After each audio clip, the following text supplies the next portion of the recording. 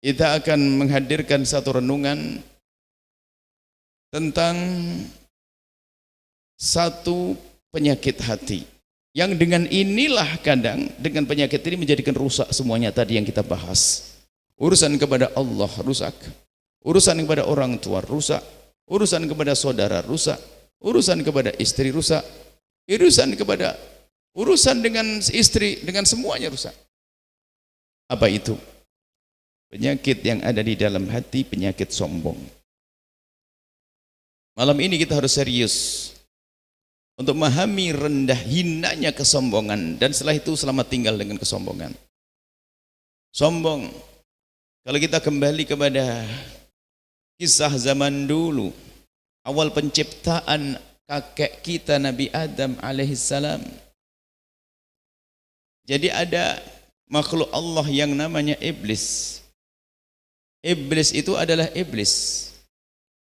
Iblis adalah iblis. Cuman iblis itu punya amalan yang sangat banyak. Dia beribadah dan beribadah.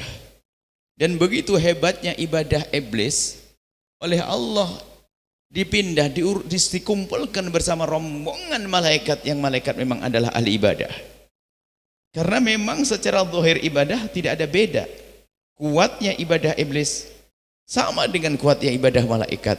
Maka sangat layak kalau seandainya iblis dibersamakan, dikumpulkan bersama golongan malaikat. Dan betul, iblis bersama para malaikat. Bahkan sebagian riwayat disebutkan iblis itu adalah termasuk yang memimpin waktu itu. Artinya termasuk bukan seperti malaikat biasa. Kan malaikat ada awamnya malaikat. Ada malaikat yang gede-gede seperti malaikat Jibril dan yang lain sebagainya. Iblis ini digolongkan bersama para malaikat. Kemudian hingga suatu ketika setelah Allah menciptakan kakek kita Nabi Adam alaihissalam, lalu Allah memerintahkan kepada malaikat dan memerintahkan semua yang ada di situ. Wa idz qulna lil malaikati isjudu li Adama, diperintahkan para malaikat itu untuk sujud kepada Adam, yang arti sujudnya adalah sujud penghormatan. Sujud penghormatan, bukan sujud ibadah, sebab ibadah hanya ada untuk Allah Jalla Jalaluh. Sujud penghormatan. Fasajadu, dan semua malaikat melakukan sujud kecuali iblis, illa iblisa aba wastakbara. Kecuali iblis enggak mau dia. Dia menolak disuruh sujud kepada Nabi Adam karena ada istakbar, ada kesombongan di dalam hatinya. Iblis itu adalah tertipu. Coba ini. Iblis ini kalau merasa dia ini adalah sudah punya banyak amal baik. Iblis punya banyak amal baik. Sudah ribuan tahun dia beribadah. Ribuan tahun beribadah. Prestasinya banyak. Disuruh sujud kepada makhluk yang belum terkenal, tidak pernah viral, ibaratnya belum punya prestasi, baru diciptakan ini, sujud pun belum punya Nabi Adam alaihissalam. Iblis mikir, ini gimana rumusnya? Orang seperti saya kok suruh sujud sama manusia, sama orang ini, apa rumusnya ini? Aba wastakbara, enggak mau sujud itu iblis. Malaikat enggak usah mikir panjang, diperintahkan oleh Allah langsung fasajadu, pada sujud para malaikat ila iblis. Dan betul di saat ditanya oleh Allah, kenapa kau tidak sujud? Mana apa yang menjadikan kau tidak mau sujud, hai iblis? Rupanya tak betul terbukti sebabnya adalah ada di dalam hatinya. Ia merasa ana khairun minhu, aku lebih bagus dari dia. Gimana rumusnya? Nah inilah ternyata sebab sesuatu atau makhluk itu menjadi sombong adalah merasa dia lebih bagus, merendahkan orang lain. Ini akan iblis di saat ditegur bukan dia insyaf, malah mengatakan ana khairun minhu, aku lebih bagus daripada Adam. Maka menjadilah iblis yang terkutuk, dikeluarkan dari surga, terhinakan dia karena punya sifat sombong. Padahal semula adalah ahli ibadah, ibadahnya masya Allah sampai dikatakan kalau disebut bumi maka tidak ada sejengkal bumi kecuali dia pernah sujud. Ribuan tahun sebelum Nabi Adam diciptakan, Dia sudah beribadah, akan tapi menjadi makhluk terkutuk setelah itu karena ada kesombongan di dalam hatinya. Maka ciri orang sombong itu begitu tuh. Kalau diingatkan berhujjah. Berbeda dengan mbah kita Nabi Adam alaihissalam. Mbah kita di saat dikatakan wala taqrabu hadhihi syajarata. Jangan kau dekati pohon ini. Jangan kau dekati pohon ini. Kemudian Nabi Adam alaihissalam mendekati pohon tersebut dan mengambil buahnya. Karena di sorga itu kan sebenarnya bisikan daripada iblis yang hasut, iblis yang dengki. Cuma Nabi Adam kan berhusnudzon, di sorga kan tempatnya orang baik semuanya, makhluk yang baik. Jadi omongan yang di sorga adalah juga baik-baik. Nabi Adam akhirnya mengambil itu semuanya.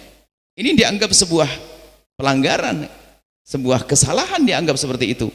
Di saat ditegur Nabi Adam, ternyata begitu mudahnya Nabi Adam. Apa yang dikatakan Nabi Adam? Rabbana dzalamna anfusana. Ya Allah, kami zalim terhadap diri kami sendiri, ya Allah. Ilam taghfir lana wa tarhamna, jika engkau tidak mengampuni dan memberi kasih sayang kepada kami, niscaya kami akan menjadi orang-orang yang jauh, yang berbuat zalim dalam ketidakbenaran. Enak mbah kita Nabi Adam kalau diingatkan langsung Rabbana dzalamna. Ini loh seharusnya sanad kita ini. Kita punya manhaj, punya madhab namanya madhab abawi, madhabnya mbah Nabi Adam, bahwa kalau kita salah diingatkan tinggal mengatakan Rabbana dzalamna. Tapi ada orang modelnya anak Adam tapi ikut cara hidupnya iblis, kalau diingatkan dia berhujah. Siapa ente? Enggak level sama saya. Nah ini, makanya ini malah golongan iblis, ini adalah golongan ahli sombong, orang sombong. Dan yang pada akhirnya kehancuran iblis karena kesombongan.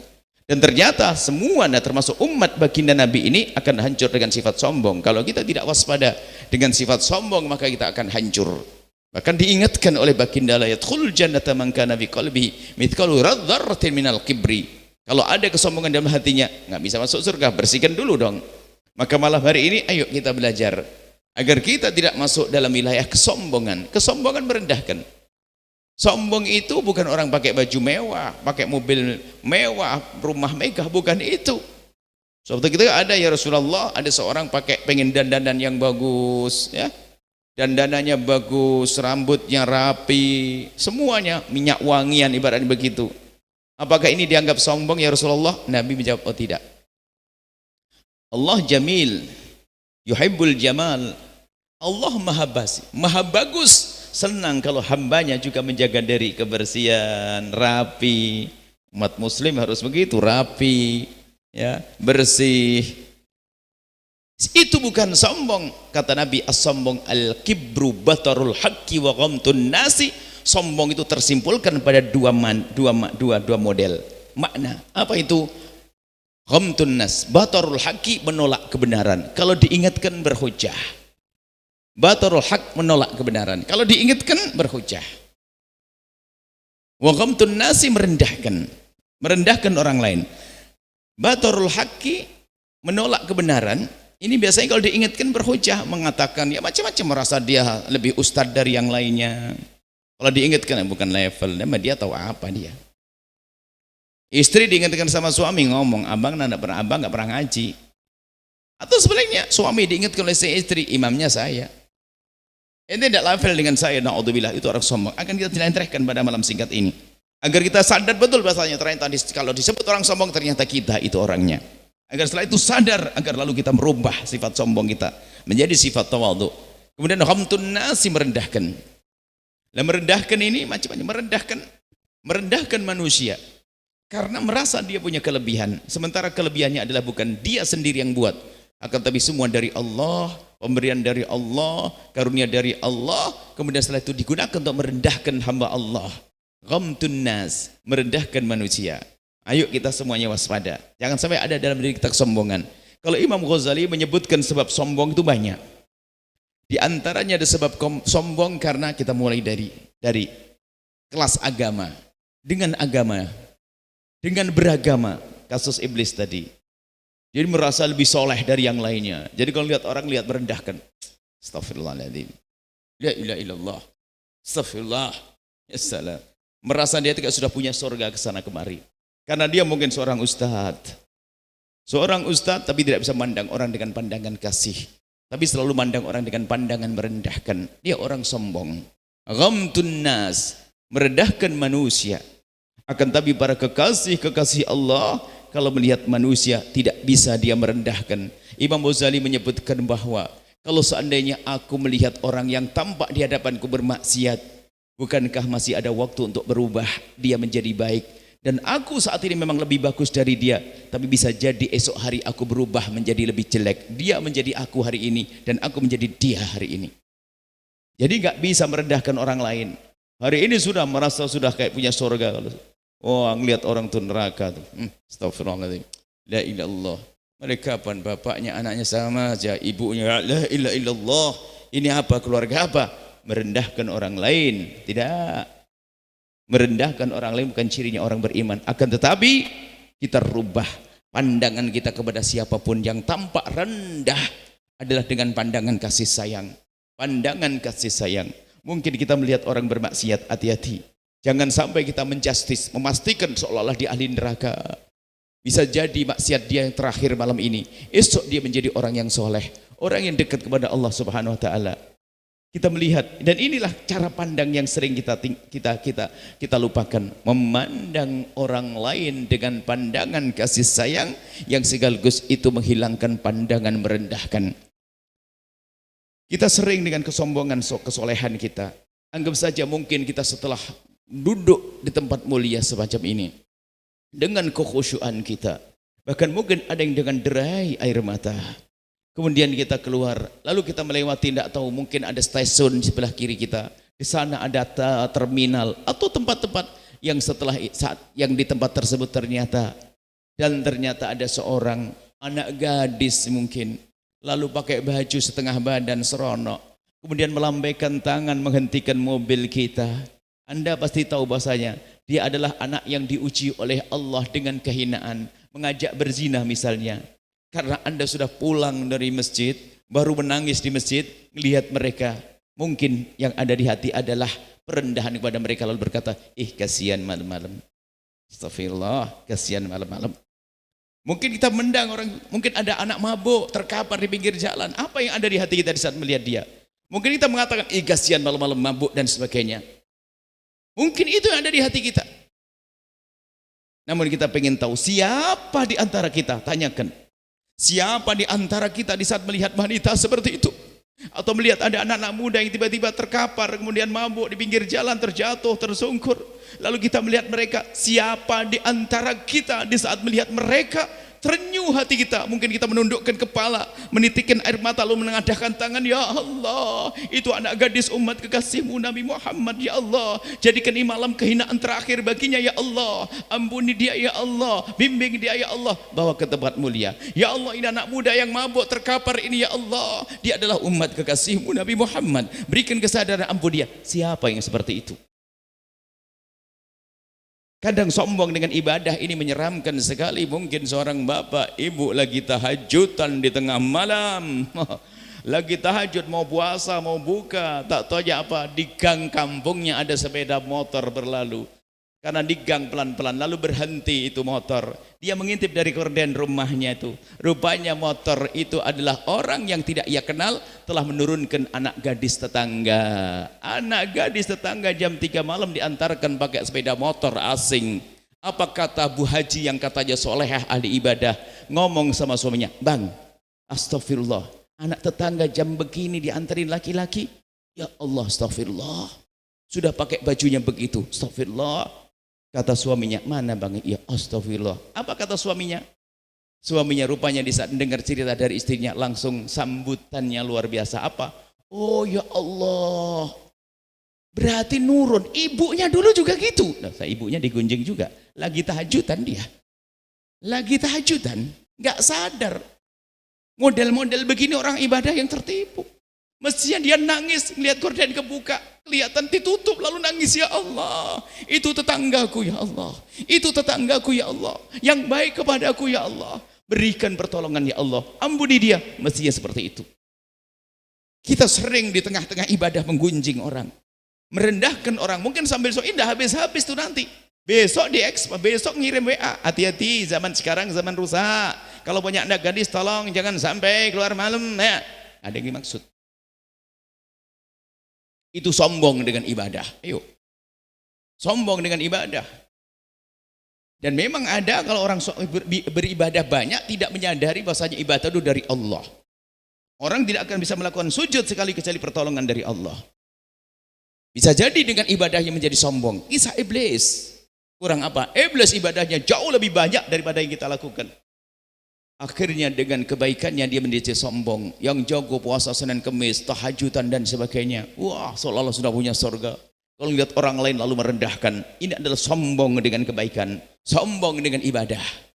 Mengerikan. Akhirnya menjadi iblis dalam bentuk manusia. Manusia akan tapi seperti iblis, sombong dengan kebaikannya. Ini harus kita jadikan bahan koreksi. Biasanya merendahkan dengan amal baik. Kemudian termasuk nanti grup-grup kebaikan pun jadi sombong. Majelis sombong. Jadi kalau ada majelis itu biasanya untuk menyombongkan majelis macam-macam caranya. Majelis terbesar di Cirebon mungkin. Cuman karena dia tidak besar cara sombongnya, kata iblis bilang majelis tertua di Cirebon. Waduh. Apalagi majelis tertua. Oh, majelis ini pernah didatangi Syekh Fulan, Syekh Fulan, Syekh Fulan. Pokoknya pengen cari, pokoknya harus sombong ini. Kalau tidak majelis mana?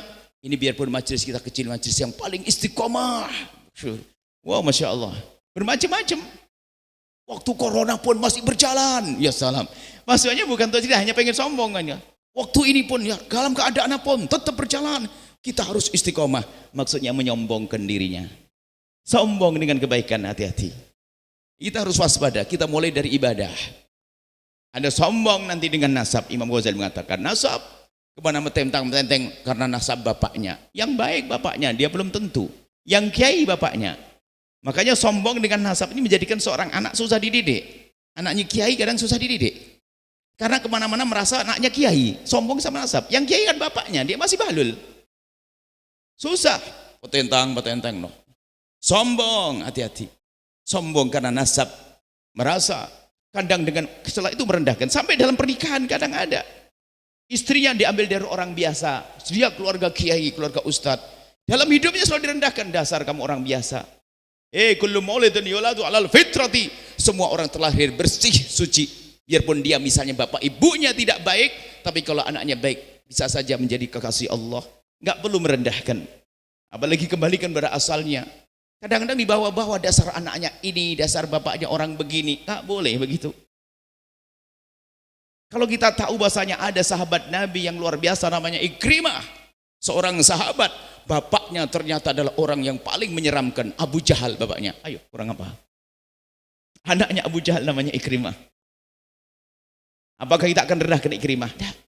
Maka dari itu tolong. Jangan biasa ya urusan kita sombong dengan nasab. Direndahkan oleh Allah kalau orang sombong dengan nasabnya. Kalau memang anaknya seorang alim, baru belajar. Anaknya orang soleh, belajar untuk menjadi soleh. Benar. Tapi kalau dia sombong dengan nasab, adalah akan merendahkan dia. Disebut oleh Imam Ghazali, ini banyak. Nasab itu nanti menjadi keluarga besar. Sehingga merendahkan kelompok-kelompok yang tidak jelas. Misalnya nasabnya ini anaknya siapa dan sebagainya. Merendahkan adalah kehinaan. Kemudian dengan apa? Dengan kekayaan. Wah, ini sombong dengan kekayaannya harus kita lacak. Sehingga biasanya merendahkan kefakiran. Dan sombong dengan kekayaan biasanya ukuran kemuliaan adalah kekayaan. Sehingga kalau sama orang kaya yang lebih kaya dari dia, tawaduknya luar biasa. Wah, hormat luar biasa, terkagum-kagum sama orang kaya. Sehingga Nabi mengancam orang semacam ini terjerumus, man tawadhu'a li ghaniyin li ghinahu dhahaba anhu thulutha dinihi. Orang yang tawadhu kepada orang kaya karena kekayaannya, 2/3 imannya runtuh. Hilang 2/3, bukan setengah, 2/3. Lebih lagi. Lebih dari setengah imannya runtuh. Gara-gara dia tawadhu kepada orang kaya karena kekayaannya. Kalau kita tawadhu kepada orang kaya karena dia orang soleh, oke. Karena rambut yang memutih, kemudian kita cium tangannya karena kesolehannya, oke. Tapi kalau kita tawadhu kepada orang kaya karena kekayaannya runtuh, karena alamat kita mengagungkan kekayaan, maka di saat dia kaya pasti menjadi orang sombong. Sombong dengan kekayaannya, akhirnya merendahkan. Sampai kadang-kadang ini dimasukkan grup-grup pengajian. Grup pengajian kelas menengah ke atas. Akhirnya ikut pengajian orang biasa, bukan level kita ini. Wah, hati-hati. Kalau Anda selama ini punya pengajian kelas menengah ke atas, Anda harus berani masuk pengajian di kampung dan Anda tampak seperti orang kampung. Nggak usah pakai model beda. Wah, nanti biar disanjung-sanjung. Wah, ini sama juga, bos sombong halus. Biar tahu bahwa orang kaya pun berani ke sini, dia ditampakkan model kekayaannya. Hati-hati, sombong menjerumuskan. Ada sombong dengan kekayaan. Na'udzubillah. Kekayaan akan kita tinggalkan atau meninggalkan kita. Biarpun katanya orang kaya raya, kalau sudah meninggal dan nggak ada yang bisa dibawa. Sampai para ulama mengatakan kalau saya ini yang giginya gigi emas, lalu ahli warisnya nggak rela dicopot itu gigi, biar diwaris. Kalau seandainya ahli keluarganya nggak rela, artinya kalau kita sudah meninggal dunia nggak punya apa-apa. Kainnya sama, seragamnya, nggak ada baju bermerek. Sekarang baju bermerek, Anda boleh pakai baju bagus, Anda boleh mobil mewah, tapi jangan merendahkan orang lain. Yang menjadi masalah merendahkan orang lain, sehingga dengan kekayaannya dia punya grup kelas. Kalau berkawan sama orang kaya, sehingga kalau sama orang fakir cara ngomongnya sudah beda. Orang kafir enak, orang fakir ngomong seenaknya, tapi kalau sama orang kaya lebih santun. Kadang-kadang begini nih, kalau yang di sampingnya misalnya ada orang fakir pakai sesuatu yang mungkin tidak nyaman bagi dia. Minyak angin kayak begitu. Masjid pakai minyak angin. Masjid harus pakai wangi-wangian. Nah, besoknya ganti orang kaya. Yang pakai minyak angin kayak, Haji sakit ya? Sehat. Kok beda ini? Gayanya kok beda nih, dasar nih orang sombong dia. Sama orang fakir seenaknya ngomong. Sama orang kaya langsung sopon. Haji insyaallah sehat, panjang umur. Dengan orang kaya, bukan kita harus menghinakan dia. Sama juga kalau kita merendahkan orang kaya, juga sombong. Kita tidak boleh merendahkan orang lain karena kekayaan kita. Ayo, maka hadiri, maka kemudian banyak lagi setelah itu apa? Kekayaan, perkumpulan juga. Intinya bahwasanya kesombongan itu merendahkan. Ayo kita belajar sekarang untuk kita tawadhu, agar kita tidak sombong dengan apapun yang Allah berikan kepada kita. Dan kunci nanti antaranya untuk bisa menjadi kita hilang sombong, ada beberapa amalan di antaranya kita khidmah. Kita rela mengabdi kepada orang yang kita harus rela khidmah, yang sekiranya kita lihat dia di bawah kita, oke, saya akan khidmah. Saya akan sopan santun dengan dia. Saya akan tawadhu dengan dia. Nah, makanya kalau tawadhu itu yang dahsyat adalah kepada orang yang kita kira dia adalah di bawah kita. Dugaan zahirnya di bawah kita. Kayaknya dia lebih fakir dari saya akan hormat kepada dia. Saya kayaknya secara ilmu lebih ilmu dari dia. Sekolah saya lebih tinggi. Secara ilmu tapi saya harus tawadhu. Dia merendah. Apapun pangkatnya kayaknya dia bawaan saya. Bertawadhu. Maka ini perlu kita menyadari bahwasanya kesombongan ini menjadikan seorang anak ragu-ragu mencium tangan ibundanya. Ragu-ragu untuk bangkit menyambut ibundanya yang datang. Kesombongan inilah yang menjadikan seorang adik karena dia merasa alim tidak bisa mencium tangan kakandanya. Karena merasa dia ustadz, kakaknya adalah seorang petani kampung. Hati-hati. Kesombongan inilah menjadikan seorang istri beras ditolak pinggang kepada suaminya. Kesombongan inilah menjadikan seorang suami ngomong seenaknya kepada istrinya karena tidak menghargai. Karena dianggap istrinya adalah rendah sekali, maka dia ngomongnya celak-celakit. Seenaknya sendiri karena istrinya sudah rendah di rumahnya.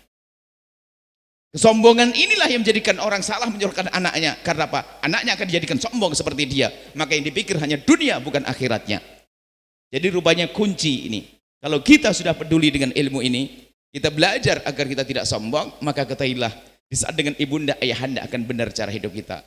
Bahkan dengan pembantu di rumah kita, ketahuilah karena kita tidak sombong, kita tidak merendahkan. Coba merenung tentang pembantu saja di rumah kita. Siapa yang menjamin kalau kita lebih bagus dari dia? Mulai kapan gelar pembantu harus lebih rendah? Kalau seandainya kita melihat pembantu di rumah kita, yang dia sama-sama dia ahli tahajud, kita tahajud, dia puasa, kita puasa. Kita puasa sebagai bos ahli puasa, bos ahli tahajud, rupanya pembantu juga puasa dan tahajudan.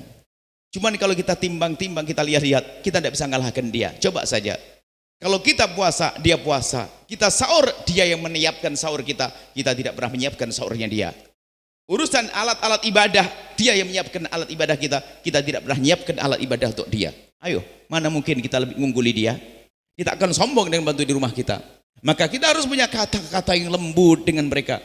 Apalagi umurnya di atas kita. Anda pun yang berakal akan melihat orang itu baik. Dia sama pembantunya lembut. Kan itu, secara akhlak pun itu baik, indah. Bukan mentang-mentang, bukan sombong dan seterusnya. Inilah harus kita hadirkan bahwasanya begitu pentingnya membersihkan hati. Makanya kibir itu adalah min ummahati amradil qulub. Termasuk induknya penyakit hati dari kesombongan. Kesombongan ini berkembang kemana-mana. Kalau cari usaha, cari kerjaan, pengen cepat jadi duit, pokoknya biar aku lebih kaya dari yang lainnya. Terserah dengan cara bisnis haram dan karena sombong. Makanya akan muncul penyakit yang lainnya. Kesombongan ini juga nanti menjadikan orang tidak mau orang lain mengungguli dia, maka mendengki dia, ngiri. Kenapa dia bisa bangun rumah duluan? Kenapa dia hebat dari saya? Terus penyakit sombong. Maka dari itu ayo kita langsung koreksi diri kita, sombong atau tidak kita. Bisakah kita melangkah lebih dekat kepada orang yang kita anggap dia di bawah kita? Di saat kita ingin bersalaman, kita lebih kencang jalan ke dia. Tanpa harus kita menunggu dia datang. Tanda bahasanya kita tawadhu. Kalau kita tahu bahasanya, wah ini orang lebih fakir dari aku, saya akan melangkah lebih dekat kepada dia daripada dia ke saya. Saya akan coba pegang tangannya. Tidak akan saya lepas waktu salaman. Saya akan lebih serius. Kalau perlu aku cium tangannya dan seterusnya. Ini adalah cara. Imam Syekh Mutawalli Sya'rawi takut dengan kesombongan. Suatu ketika terlintas di benak beliau. Kalau beliau berceramah menyampaikan satu pesan kemuliaan, beliau seperti membius orang. Dan memang cara menyampaikannya tentunya tidak lepas dari ketulusan yang ada di dalam hatinya. Tiba-tiba beliau hilang, tidak terlihat. Dicari sana kemari tidak ditemukan. Ternyata setelah itu ditemukan beliau adalah ke belakang, ke tempat toilet, membersihkan kloset. Setelah ditemukan, kenapa engkau melakukan itu ya Syekh? Aku merasa tadi sepertinya kok ada masuk kesombongan di hatiku. Aku gambarkan itu hatiku seperti kloset, aku bersihkan. Dia mengamalkan kerjaannya marbot, membersihkan biar tidak tampak kalau dia sombong. Sayyidina Umar bin Khattab pernah akan masuk ke dalam hatinya kesombongan. Karena Sayyidina Umar itu ada wibawa, ditakuti, sehingga kalau berbicara itu orang langsung mengangguk-ngangguk, dan terlintas di hatinya kesombongan. Lalu dia turun, kemudian dia mengangkat giribah air, mondar-mandir di depan para tamu kemuliaan, tamu kebesaran. Dia mondar-mandir begitu. Ditanya, ya Khalifah, kenapa kau lakukan itu? Biar kami yang melakukan. Kata Khalifah Umar, tidak, biar aku yang melakukan. Kenapa engkau seperti itu ya Khalifah? Ya tadi terlintas ada kesombongan di hatiku, maka aku rendahkan dengan berkhidmah semacam ini, biar hilang itu kesombongan. Tadi aku mulai merendahkan orang lain. Wah, Umar bin Khattab, maka diruntuhkan dengan khidmah. Maka Anda jangan ragu untuk menyodorkan air minum kepada adik Anda sendiri. Anda menyampaikan, Anda mendekat kepada adik Anda. Hari raya jangan nunggu adik datang ke rumah Anda tidak ada masalah, Anda mendahului datang ke tempatnya. Jangan gaya, ya semua datang ke sini. Siapa yang belum datang ngabsen? Ini kiai gede, ustadz gede ngabsen. Oh dia nggak datang tuh. Nggak mau datang dia, nggak datang ngabsen. Ente kan juga manusia, datang ke dia dong. Ini gaya-gaya model begitu. Nanti kalau kita ngomong dalam dunia dakwah itu juga hasut. Ada orang mau maju nggak mau, bahaya sekali hasut tuh. Ada orang ini loh, ini kok orang baru kok jamaahnya banyak. Wah, Anda hasut lagi. Ramai karena ada kesombongan di dalam hati. Maka dari itu ayo kita merenung. Kita semuanya lihat, kalau ada yang cerdas dan pintar alim itu yang Allah kasih. Bisa saja ilmu itu dicabut oleh Allah, kekayaan akan dicabut oleh Allah. Apalagi tahta akan berakhir. 5 tahun kali 2 10 tahun selesai, nggak bisa naik lagi dan seterusnya. Kita akan sombong, malu. Kalau kita sombong lihat batarul haqi, susah menerima kebenaran. Biarpun dihantarkan nasihat kayak apa nggak bisa. Termasuk mohon maaf, beda-bedakan ustadz kiai. Senengnya kiai terkenal. Ini saya jari nih. Ini penting banget. Akhirnya merendahkan kiai kampung. Ini yang akan kita kembalikan. Percaya, hormat kepada kiai di kampungnya. Ini biasanya mohon nih. Dia orang kaya. Bisa kenal ustadz-ustadz yang kelihatan di televisi misalnya. Yang kelihatan di YouTube. Wah ini. Kalau sudah kenal ustadz begitu, biasanya kalau pulang ke rumah dengan ustadz kampung itu menjadi tidak respect, tidak kurang respect. Ini ustadz lokal, ustadz kampung. Kalau saya kan levelnya ustadz, fotonya gede-gede fotonya di rumah, gede-gede sama ustadz mana? Ustadz kota tadi. Ustadz kampungnya yang ngajari dia sholat, yang ngajari ibunya sholat, yang ngajari idenya, yang ngubur ibunya meninggal, yang ngurusi bapaknya meninggal, nggak diperhatikan, sombong dia. Makanya dalam majelis pun kami ingatkan, tolong para ustadz, jangan ajari jamaah itu adalah dengan gaya kesombongan. Suatu ketika kita ketemu di sebuah masjid. Masjid itu dengan penuh kebanggaannya bercerita begini, Buya, kami berharap Buya bisa ngisi pengajian di sini. Kenapa? Karena pengajian di sini alhamdulillah bisa rame, memang kami undang ustadz-ustadz terkenal. Cuma tidak tahu kenapa dia manggil kami, apakah saya golongan ustadz terkenal, tidak tahu mulai kapan saya jadi ustadz terkenal. Dia sambung, sudah didaftar kita. Dalam sebulan sudah didaftar gini, kami harap Buya di sini. Oh begitu, saya jawab, saya tidak akan mau mengisi di tempat sebuah majelis kalau di setting semacam ini. Coba saja, di saat tidak ada ustadz terkenal, ustadz kampung ngaji, nggak ada yang datang. Betul nggak? Iya, itu karena engkau telah merusak jamaah. Dengan gaya orang-orang terkenal, sama ustadz kampung menjadi merendahkan. Kapan bisa selamat? Nggak akan selamat orang dengan kesombongan. Akhirnya terkagum-kagum dengan ustadz terkenal. Mohon maaf, kiai kampung kita, ustadz di kampung kita waktu mbah kita meninggal yang rawat, mulai dari mandikannya sampai mengubur, doa berhari-hari, beliau loh ya. Yang ngajari sholat adalah dia. Ini model sombong ngaji itu juga ada. Model sombong berguru.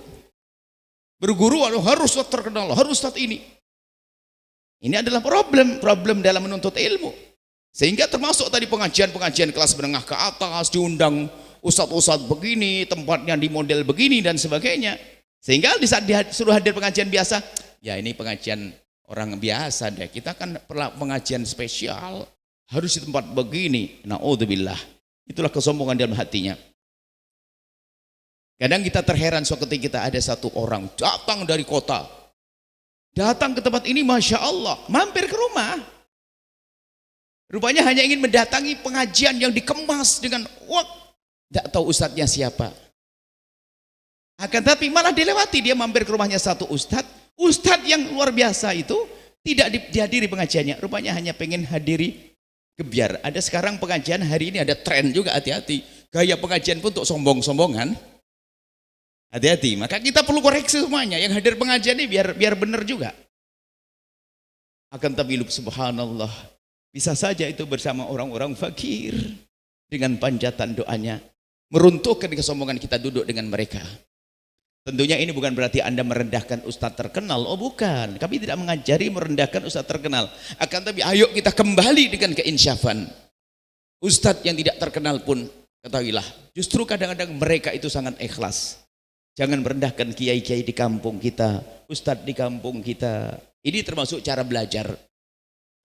Nah masih banyak kalau kita bicara tentang kesombongan, kita perlu koreksi. Oh kalau duduk sama pejabat tinggi, kedatangan pejabat tinggi, Masya Allah. Ustadz membedakan orang kaya. Kalau datang orang fakir, aduh, kan masih bilang ustadz lagi sibuk nih, lagi sibuk ustadznya. Kalau orang kaya datang, ahlan wa sahlan Pak Haji, masuk. Allah, saya tunggu nih tadi. Ya salam, ini ustadz model apa begini nih? Kita perlu koreksi semuanya. Yang ustadz ngoreksi, jangan begini gue wah lah ustadz bukan. Kunci kaidah kita belajar di sini adalah kita mengorek diri kita. Anda sombong dengan apa kira-kira? Mungkin Anda seorang pejabat. Loh, pejabatan susah. Orang-orang kaya, orang punya jabatan itu susah. Menghadiri pengajian susah. Orang kaya padahal kalau secara akal, orang kaya itu paling mudah menghadiri pengajian. Kenapa? Sopir punya, yang menanak nasi ada, mobil ada, fasilitas lengkap hadir, tapi belum tentu bisa.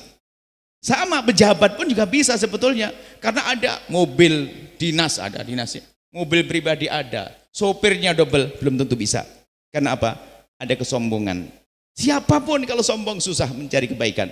Makanya tidak usah nengok orang lain, tidak usah menengok jahatnya pejabat, jahatnya ustadz, lihat kejahatan diri kita sendiri. Anda sebagai apa hari ini? Anda seorang pengusaha, Anda bisa hadir ke tempat mulia, Anda pengusaha selamat. Anda siapa? Saya seorang ustadz. Saya seorang pejabat. Pejabat hadir ke tempat ini, Anda dipilih oleh Allah.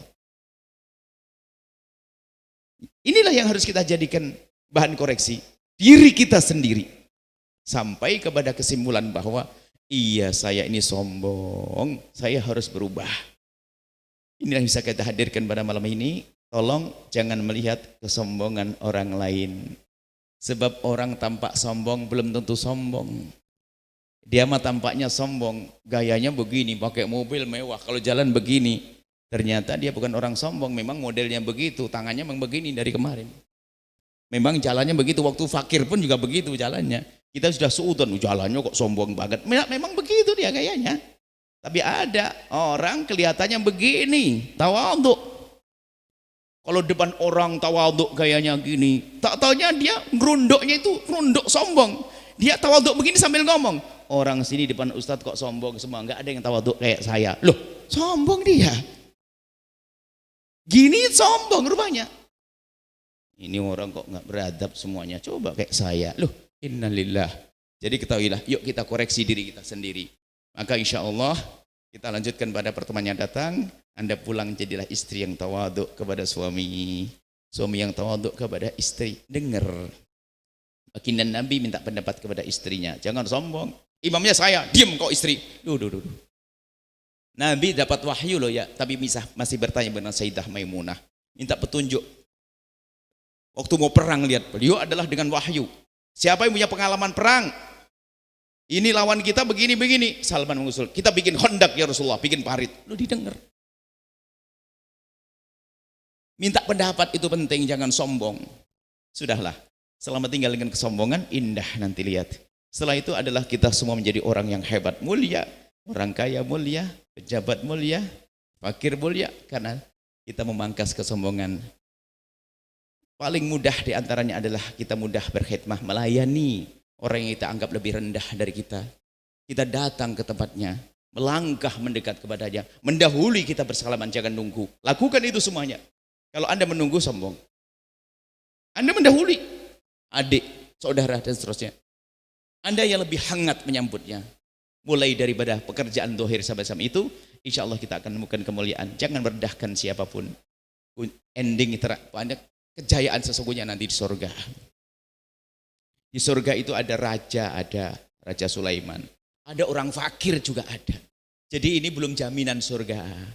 Biarpun katanya orang kelihatan soleh belum tentu surga. Cuman kita akan berlomba-lomba. Semoga kita menjadi ahli surga semuanya. Dengan bermacam-macam model saat ini, ternyata kita tawaduk, bersih hati, kelihatannya, ini tidak disebut gelar ini. Nggak ada, oh saya security surga, nggak ada. Saya kuli surga, nggak ada. Saya nggak ada. Semuanya ahli surga adalah mulia, bermacam-macam. Ya. Orang mulia bisa saja, si kaya mulia, si fakir mulia, pejabat mulia, rakyat mulia, ada. Untuk menjadi jahat bisa saja, pengurus sekolah, pengurus madrasah, pengurus pondok jahat juga ada. Munafik juga ada. Na'udzubillah. Baik, ingat, lihat dirimu sendiri. Ingat, jangan Anda pulang nengok tuh tetanggaku sombong, adikku sombong, saudaraku sombong, itu ustadz sombong. Bukan itu. Anda lihat diri Anda sendiri yang sombong. Sombong itu gelarnya ana. Namanya anani, ke aku, ego. Jadi dikit-dikit aku. Makanya waktu iblis tuh ditegur mengatakan anani, egois, khairun minhu. Yang dikit-dikit siapa dulu? Saya. Orang sombong ini saja. Semoga Allah membersihkan hati kita. Jadi hati yang tawadhu, indah dengan cinta, tidak merendahkan siapapun, panjang umur, sehat afiat. Wallahu a'lam bissawab. Setelah Anda menyaksikan video ini, jangan lupa berselawat kepada baginda Nabi Muhammad sallallahu alaihi wa alihi wa sahbihi wasallam.